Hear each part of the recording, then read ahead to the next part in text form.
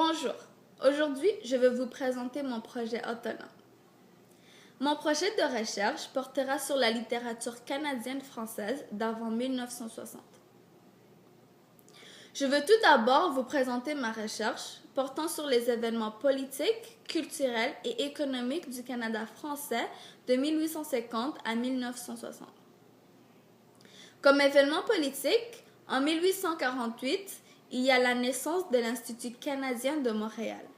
En 1852, l'Université Laval voit le jour et devient la première université de langue française en Amérique après une pétition.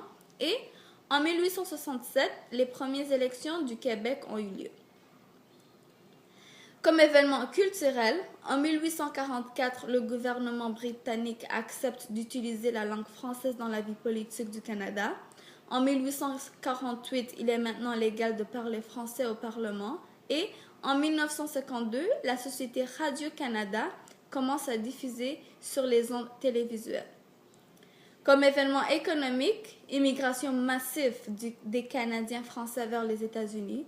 Et en 1850, une phase d'industrialisation qui connaît une grande transformation économique grâce à la nouvelle technologie qui aide à fabriquer des marchandises plus rapidement. Comme mes trois auteurs, j'ai choisi Claude-Henri Grignon, Albert Laberge et François Hertel.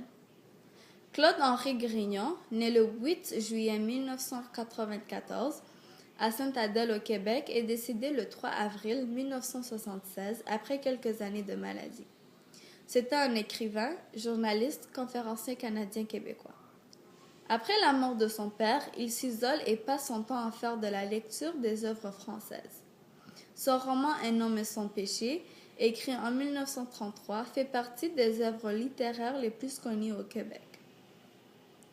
Claude-Henri subit l'influence de son milieu. Après avoir lu un extrait de son roman Un homme et son péché, Sépharin gère ses terres et son foyer avec un souci constant d'économie et son épouse doit s'assurer de ne rien gaspiller pour ne pas fâcher son mari. Par exemple, lorsque sa femme est malade, il l'empêche d'aller voir un médecin, donc je remarque qu'il y avait des problèmes économiques dans ce roman. Après avoir lu un autre extrait et le résumé du roman Déserteur de Claude-Henri Grignon, je remarque aussi que Claude subit ou voit des problèmes d'économie dans son milieu.